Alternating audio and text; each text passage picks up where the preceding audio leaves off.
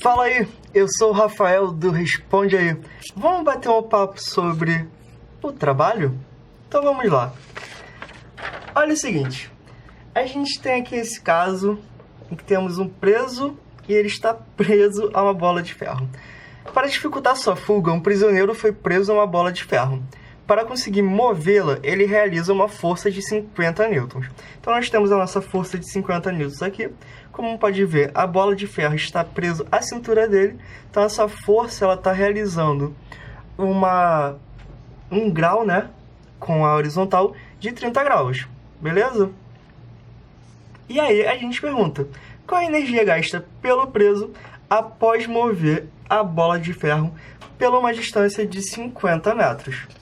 Bom, para a gente saber quanto de energia que esse preso está gastando para mover essa bola de ferro, a gente precisa entender o conceito de trabalho na física. Então, para a física, trabalho é nada mais, nada menos do que a energia gasta por uma força para deslocar um objeto por uma certa distância. Beleza? E aí? Quanto maior a força que você realiza, maior o trabalho. Que tá ok. Se a gente tem que deslocar um objeto e a gente gasta mais força, mais trabalhoso será deslocar esse objeto, né? E também, quanto maior a distância, maior o trabalho. Ou seja, por quanto mais metros você deslocar esse objeto, mais trabalhoso será. Ok. E além disso, a unidade do trabalho é o joule. Se trabalho é energia gasta, e a nossa unidade de energia é o joule, nada mais justo que a unidade do trabalho também seja o joule. Mas tá, beleza. Como é que a gente vai calcular esse trabalho? O trabalho, ele tem a sigla W, né? De work do inglês. Então, trabalho é igual a força, produto escalar, com o vetor distância ou deslocamento. Ou seja, nosso W, nosso trabalho, é igual ao produto escalar entre a força e o deslocamento, entre os vetores força e deslocamento. Mas a gente pode escrever, né, o que é um produto escalar. Ele nada mais é do que a gente pegar o módulo da força vezes o módulo do deslocamento e multiplicar pelo cosseno do ângulo θ, que é o ângulo entre a força e o deslocamento. Beleza? Então vamos lá, vamos ver um primeiro caso aqui. Caso a força esteja no mesmo sentido que o deslocamento. Então, esse caso, né, em que a gente tem um bloco, a força está no mesmo sentido do deslocamento. O deslocamento daqui para cá, a força também está para a direita. Então, nesse caso, o nosso ângulo θ, ele vale 0 graus. Certo? Não tem um ângulo entre a força e o deslocamento. Os dois estão na mesma direção e sentido. Com isso, o nosso trabalho, o nosso W, vai ser nada mais nada menos do que F vezes T. Porque cosseno de 0 graus vale 1. Beleza? Então vamos agora para o caso aqui embaixo, em que temos uma força no sentido contrário ao deslocamento. Beleza? Então o deslocamento ele está aqui indo para a direita e a força aponta para a esquerda. Bom, nesse caso, o ângulo θ entre os dois, ó, é 180 graus, né?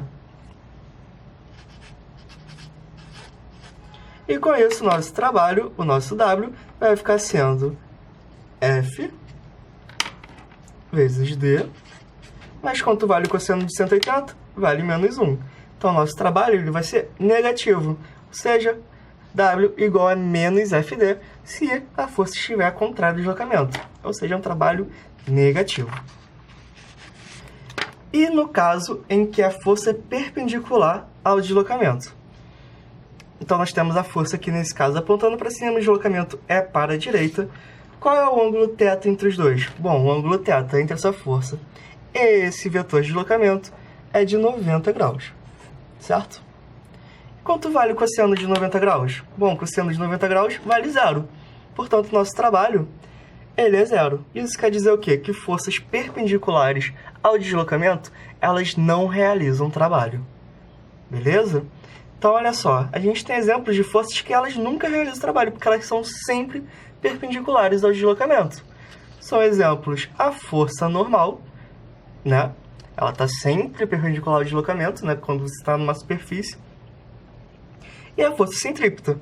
Ela aponta para o centro do movimento e nunca está apontando para a direção do círculo, sempre para o centro. E por isso a força centrípeta não gera trabalho, assim como a força normal não vai gerar trabalho, porque são forças perpendiculares ao deslocamento. E se a gente tiver uma força qualquer, tipo essa força aqui? Bom, no caso de uma força qualquer, o trabalho vai ser F vezes D, né? Módulo da força, módulo do deslocamento, vezes o cosseno de θ. Cosseno do ângulo entre eles. Mas olha só, F vezes cosseno θ nada mais é do que a componente em x dessa força. Então, se a gente pegar essa força e decompor ela numa força em y e numa força em x, ou seja, em um Fy e em um Fx, a força que realiza o trabalho é o Fx.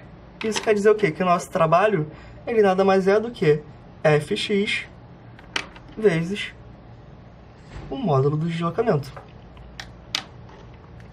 Ou seja, a força que realiza o trabalho é a componente da força que está na direção do deslocamento. Essa componente Fy aqui, ela não realiza o trabalho. Tá ok? Então vamos ver lá o nosso caso, né, inicial da bola de ferro. A gente tinha uma bola de ferro, tem uma força de 50 newtons realizados pelo preso, certo? E o ângulo dessa força com a horizontal é de 30 graus. E esse preso, ele percorreu uma distância de 50 metros. Queremos saber qual é o trabalho realizado por esse preso, certo? Então vamos lá, trabalho W é igual.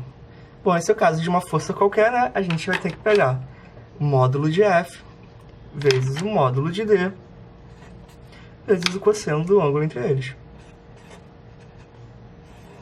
Certo? Ou seja, a nossa força F é 50 newtons. A nossa distância percorrida, nosso deslocamento, são 50 metros.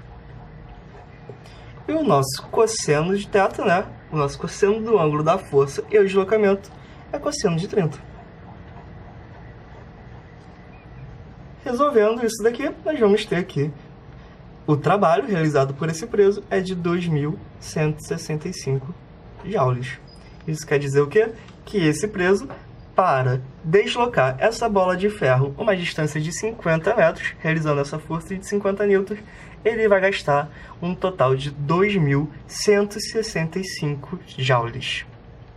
E aí, esse vídeo te ajudou? Responde aí!